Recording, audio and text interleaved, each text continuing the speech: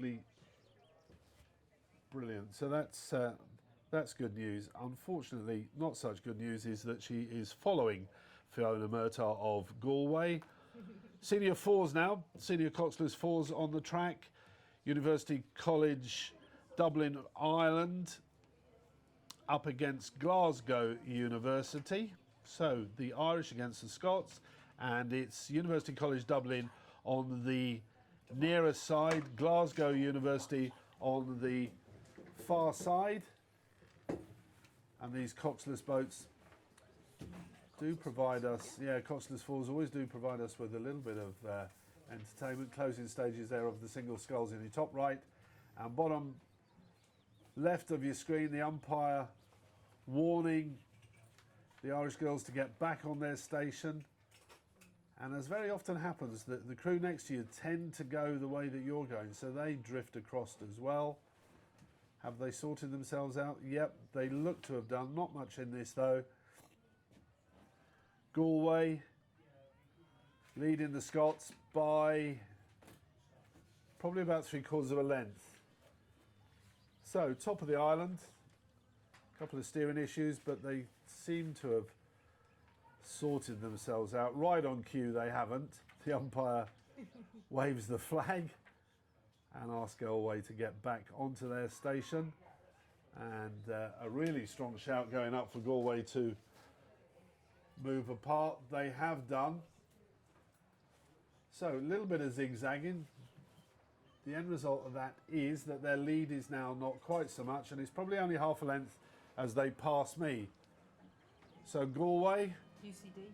Sorry, University. I keep saying Galway. Sorry about that. University College Dublin. Yeah, University College Dublin. Still from Ireland, leading Glasgow, and 3/4 of a length as they move away from us. Moving down the course, and it is That's the crew names. You want them? Ruth Gilligan, Brina Larson, Aileen Crowley, and Emal Lamb, I think that is, of University College Dublin ladies.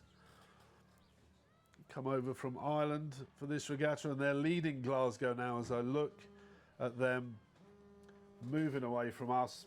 Really, really Producing result. interesting little start there. And we're going to have some results. Yeah, if I just jump in there. So continuing the results of the senior women's single in race number 29. It was Laura Merridew of Reading Rowing Club that beat Bryony Lawrence of Gloucester Hartbury. 4 lengths, a time of 6:23. In the contest between Thames Rowing Club and Poplar Blackwall and District, Jordan Cole Hussein beat Andrea Stock by 4 lengths in a time of 6:16. Rosalind Wilson of Durham University beat Stephanie Hall of Wadham College, a distance of 3 lengths, the time of 6 minutes 21. And in the 4th race of the senior women's single, Alison Jackson of Walton Rowing Club beat Anna Louise Norgate of Tideway Scullers School by 2.5 lengths in a time of 6 minutes 22. In the senior coxless fours, Oxford Brooks beat Bremer Rowing Club of Germany by 3.5 lengths in a time of 5 minutes 24 seconds. Nottingham University beat Exeter University by 3 lengths in a time of 5 minutes 34 seconds. The Newcastle University crew beat Tideway Scullers by 3 lengths in a time of 5 minutes 17 seconds, and St Andrews University beat Radcliffe Lightweights from Harvard University by 2.5 lengths in a time of 5 minutes 34 seconds.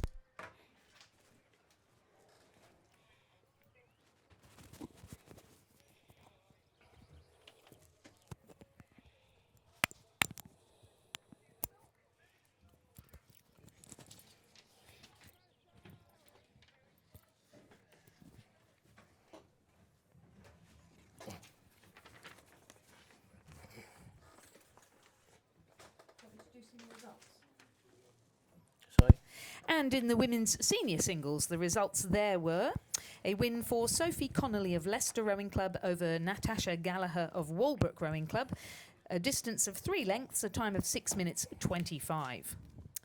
Sarah Bowyer of Wallingford Rowing Club beat Mary Merritt Smith of Upper Thames Rowing Club by 3 lengths in a time of 6 minutes 13 seconds, the fastest time so far for that event.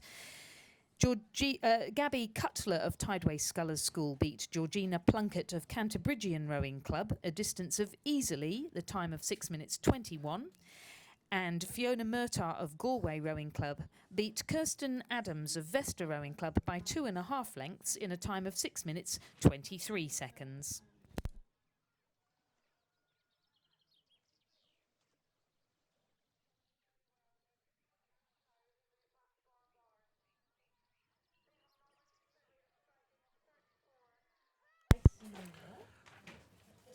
We're on race number 42, which is Imperial College against Cambridge University Women.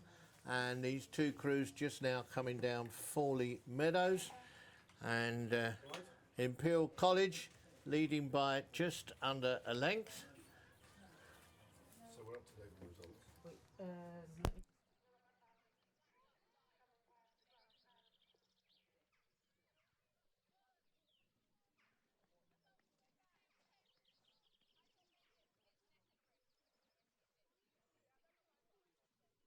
I don't know that that's right. 37. So Imperial College at 37, leading Cambridge University Women by a length and a half as they pass us here and go down towards the Coper's offices.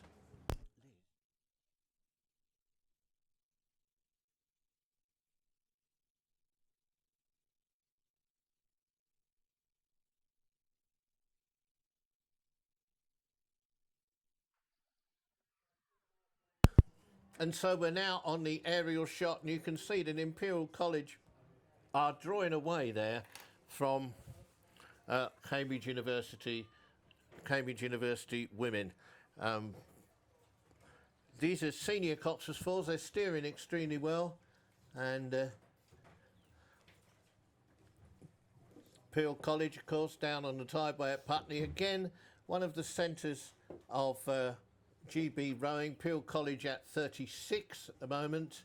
A nice, good, strong, solid 36 as they go past the general enclosure down to the boating rafts. This is just about the halfway point in the race, and you can reckon in a Cox's four, if there's more than a length and a half in it, then the crew that's trailing has really got their work cut out to get back at this. Cambridge University Women at 34, and they're not letting Imperial College get away from them. They're fighting as hard as they can, and I don't think, in fact, if anything, I think Cambridge University Women may be beginning to come back at them a little bit. I hope it's not just a camera angle. It looks to me as though that lead certainly no more than a length and a half, and Imperial College pushing away there, trying to go again. They haven't squeezed their rate up. They've certainly increased the pressure there on the second half of the stroke. But Cambridge University Women respond by taking their rowing up just one gear. Cambridge University, what we call close coupled or freak rigs. They've noticed that they've got 2 and 3 with their blades on the same side of the boat, and bow and stroke with their blades on the same side of the boat. And of course, that is a reverse rig, because normally they're stroked on stroke side, which is your blade out to the right hand side of the boat, but Cambridge University have reversed things the other way. And we've also got down on the start the next race, which is Tideway Scullers on the left of your screen against Worcester Rowing Club on the right of your screen. That's right down near the start. And that obviously is still quite a close race, because they're only just come away from the end of the island. Boat on the left-hand side's the one controlling our drones, where we're getting these fabulous shots from. But only a few foot in it as I look down on these two crews, Tideway Scullers and Worcester. Tideway Scullers got the early lead, but Worcester now drawing it back, really pushing back, and pretty much nothing between these two crews as they come past me here. Tideway Scullers haven't settled at all. Worcester on the far side rowing a slightly longer stroke, and I think at a slightly lower rate. I shall have the rates in a moment. And as they pass us here, this is a cracking race. The crews are absolutely level. Very gross. I was going to say, I was just looking to see the names of some of these people in there, because I think we've got... Definitely got Kate Gross in the back seat.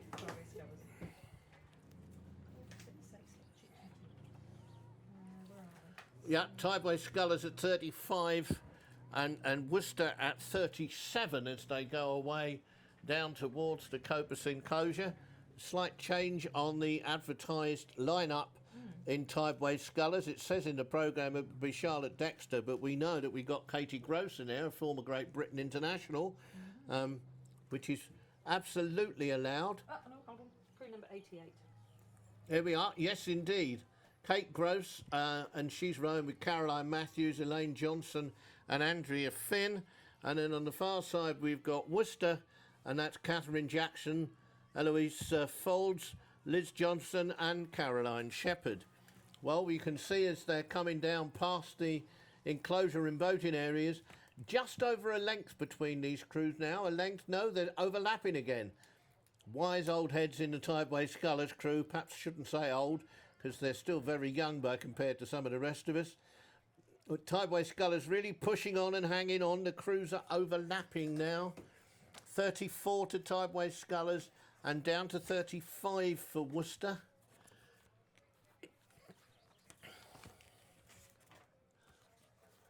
Just can't quite get back at them. Just can't quite get back at them.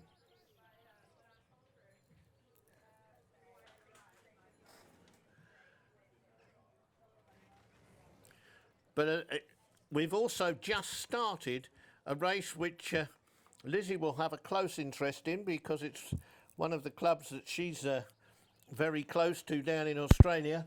And I think, but I've got to stick with the Tideway Scullers race at the moment, which is still quite close between Tideway Scullers and Worcester as they go down towards the finish. Worcester just had a length, and I think they've still got that length.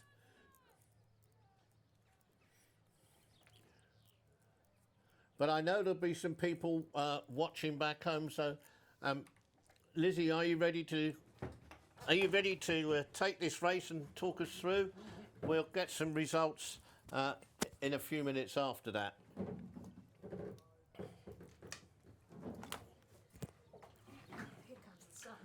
We have lots of sunshine in here, and so when we play musical chairs, it's just so instead of getting sun in our eyes, we can actually see what's on our monitor.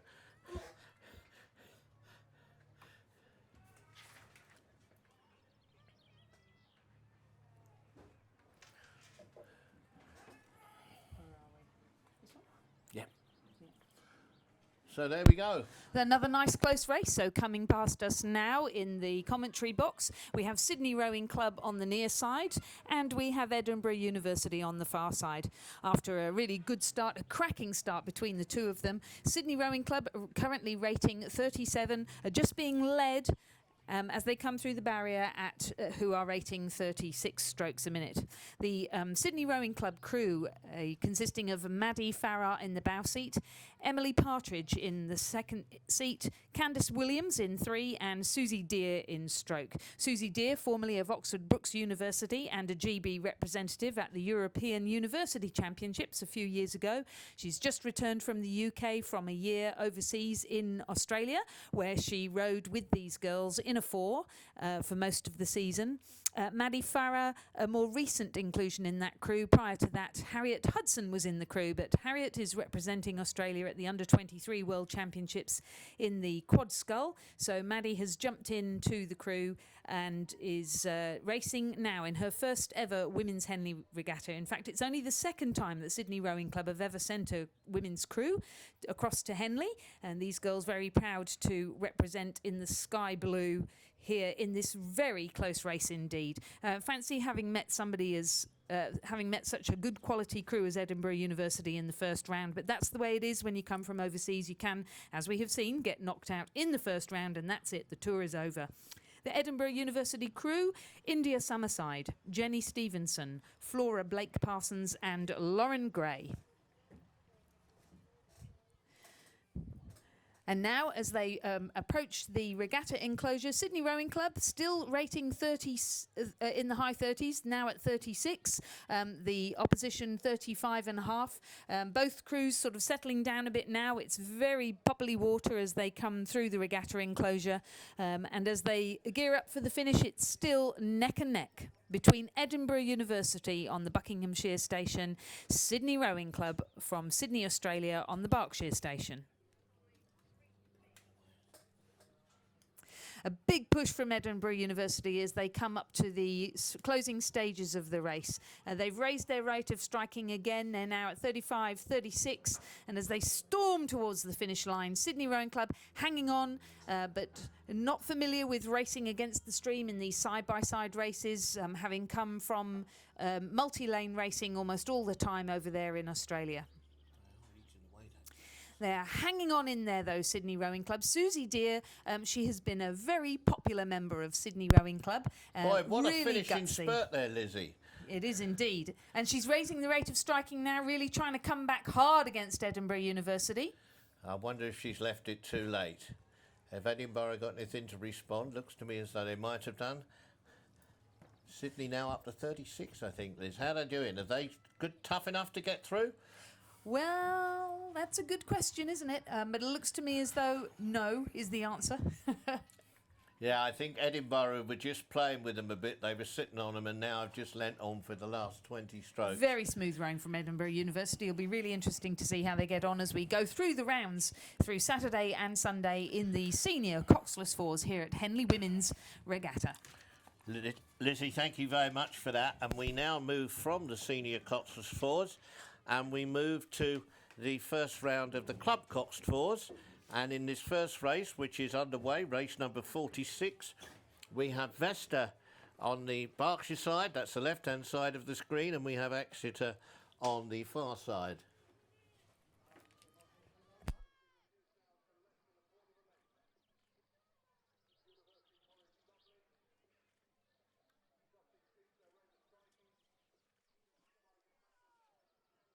Yeah, and I have with me Helen, who is part of the commentary team here. But Helen, I believe you've got a personal interest in this race with the club coxed fours. Yes, I've been a member of Vesta for a number of years, and it's looking here at the commentary station here that we're a very close race here between both crews. Vesta Rowing Club is developed crews from novice level all the way up to senior level, and have had a number of wins at Women's Henley. One name check to make in that Vesta crew is of Ruth McKellar.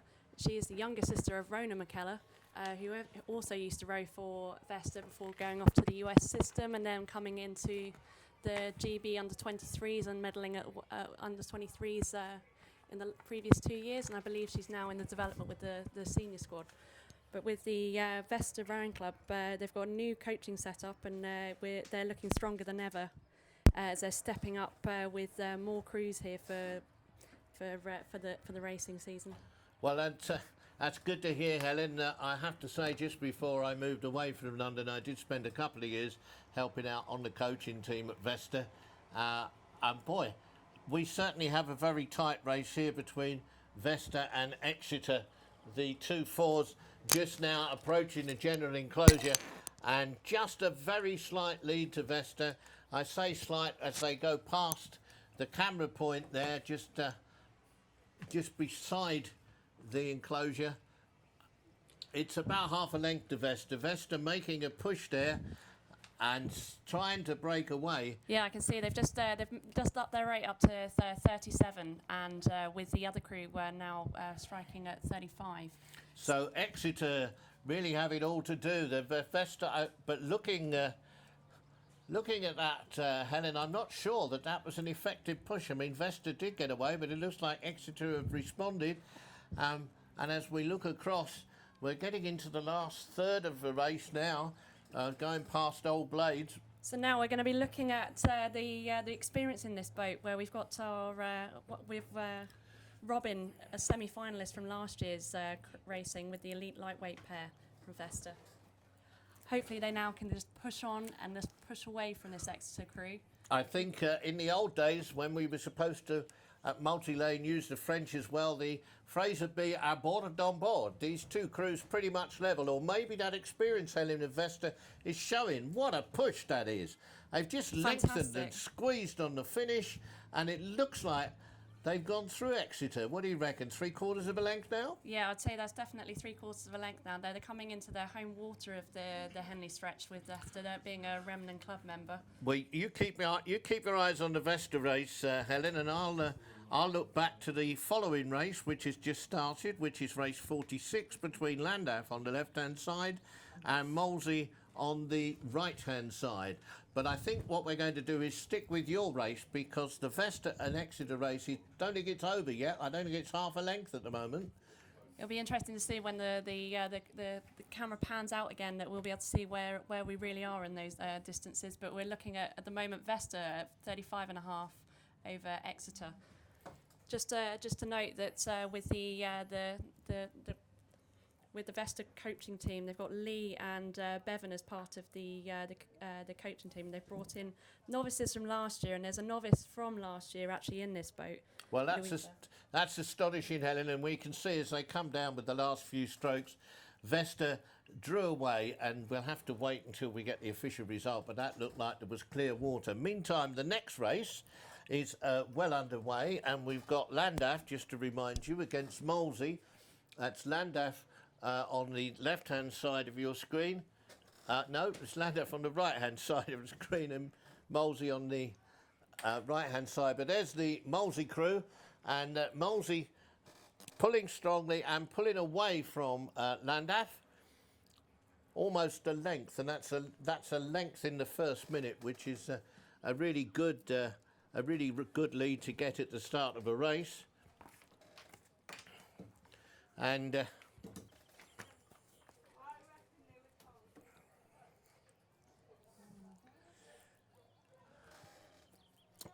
Molesey, of course, the base for very many internationals, certainly the men's and heavyweight squad, usually heavily represented by Molesey members. But as they come past us here, Molesey leading Landaf by 3/4 of a length. Landaf at 34.5, just half a pip a minute in their stroke rate higher than Molesey. As soon as we have a race which doesn't look like it's going to be close, then we'll pop to Lizzie for some more results, because I think we have quite a few results to give you. One length in it to Molesey now as they approach the Copus offices and the general enclosure. Molesey at 34, Landaf pushed on to 36, and you can see the effect of that push of 36 from the drone camera. What am I talking about? Landaf. I can't get my out. Landaf at half a length now, going past the general enclosure. Landaf continued to push. Molesey looked like they might have contained it from the drone, may even have tried to come back at it. It's 3/4 of a length in it now between the pair of them. And in fact, they're coming at me thick and fast. The next race between Oriel Kensington and Wallingford has just gone off the start. But we'll leave Oriel Kensington and Wallingford for the time being as they go down the island, and we'll continue in this race between Molesey and Landaf. Landaf still pushing on, but I think Molesey have still got just about a one-length cushion.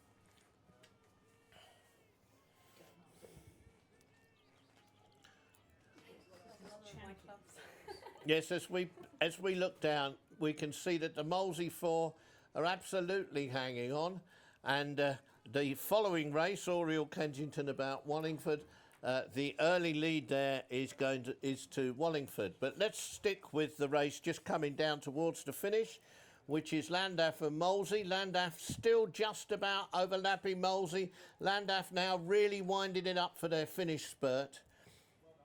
Landaf now 3/4 of a length. Landaf only at 36. Molesey still at and Landaf are really back on terms now. Just a canvas between it. Are Landaf going to get through?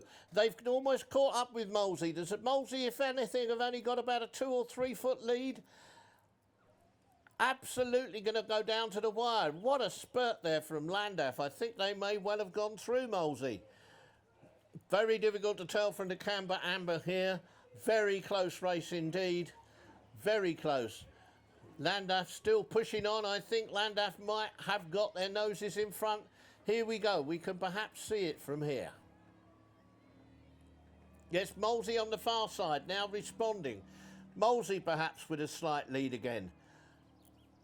I think Landaf may just have run out of legs. It is very hard here doing 1,500 metres. I was going to say uphill, but basically you've got no stream at all to help you. It is technically uphill because, of course, they're rowing away from the mouth of the Thames, but there's almost no stream today. And we can see that Molesey have actually opened up again to 3/4 of a length as they come down towards the finish. So, as we wait for the official result of that race, let's pick up the Wallingford and Oriel Kensington race, which has been underway for a while and is just now going past the general enclosures. Almost nothing in it between these. A slight lead now to Oriel Kensington, whereas Wallingford were in the lead earlier. Oriel Kensington settled at 33s. Wallingford striking much higher at 37s. But in fact, Oriel Kensington, who were led off the start, just settled into this grind away at 33s. And Oriel Kensington just pushing through and pushing away. Extraordinary. Wallingford now down to 34. Oriel Kensington at this relentless 33. Oriel Kensington, one of the rowing clubs at Hammersmith. Actually next door to the pub that always features, often features on the telly. One of the most favourite shots on the telly is the riverfront at Hammersmith and one of the 2 pubs there. But Oriel Kensington, been there for many, many years, amalgamated with Kensington Rowing Club in the mid-1970s. And I speak with such authority because the club where I competed at Henley was actually Oriel Rowing Club in those days. But we look at these 2 crews and there's not a lot in it. Absolutely not a lot in it. We've got Oriel Kensington at the bottom of the picture, Wallingford in the red at the top of the picture, Oriel Kensington, relentless 33s, unless Helen's going to tell me they've changed their rate, and Oriel Kensington now beginning to draw away from Wallingford. I go past our camera there, it's a length and about 6 foot. Have the rates changed? No, Oriel Kensington still relentlessly rowing at 33 strokes a minute, and why should they change? It's turning out to be very effective. Oriel Kensington, close coupled there. The two young ladies on bow side, what are the names? We got the names handy here, somebody? We will have. Why shouldn't we name check these people? They're doing extremely well. Oriel Kensington, Anne Schneek, Mariana Raphael, Majeza Sporo, I can't pronounce that, I'm not going to try.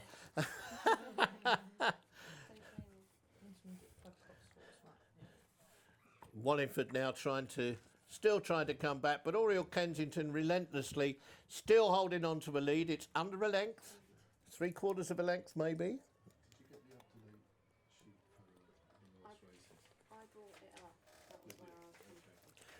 If we wait for a pause in the racing, we're never going to get the results. Lizzie, give us some results. Thanks, Dan. Well, we've caught up to date with the singles, back to the sweep rowing, and in the senior coxless fours, we have a result of the UCD Ladies Club from Ireland beating Glasgow University by 1.5 lengths in a time of 5 minutes 22. Imperial College overtaking Cambridge University Women's Boat Club by 3 lengths in a time of 5 minutes 19 seconds.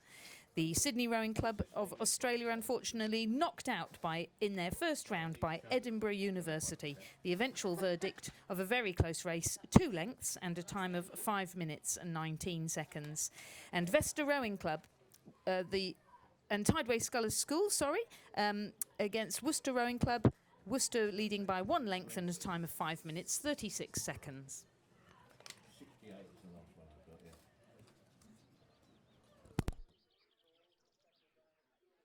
Thank you, Lizzie. And we've got on the course now. We're just seeing a start from above. We got Tideway Scullers and Tyne. No, we haven't. Grosvenor. Yes, what I've got is Tideway Scullers and Grosvenor underneath the drone, and they're just coming down to the enclosures now, and there's just half a length in it between them. Grosvenor on the top of your screen, Tideway Scullers on the top of your screen, and Grosvenor on the bottom of the screen there. Tideway Scullers, of course, both from Chiswick, and Grosvenor are based at Chester, and very little in it. This race is certainly not established in any way, shape or form at the moment.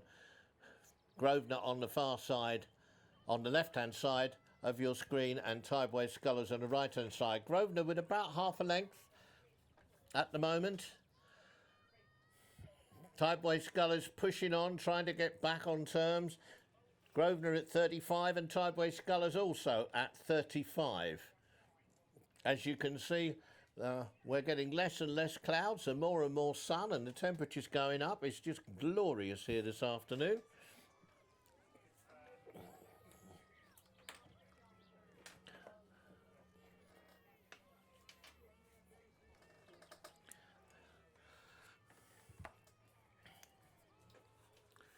Tideway Scullers still pushing as hard as they can, hard as they can to get back on terms with Grosvenor.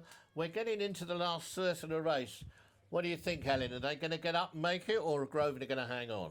Oh, I think it's going to be a close one, I think, between the two crews. It's been, I'm sure you would agree, through the Club 4s this round, it's been very close racing between all of the crews, especially the Tideway Scullers. This crew is, is part of fundamentally a very large squad this year, and Kieran's been doing a fantastic job with the girls here, and it's another crew that there's a credit to the club. Well, of course, that's because Tideway Scullers always have their Christmas training camp at Tees Rowing Club up in Stockton, where I'm based these days, and so of course what they get some of the Tees magic.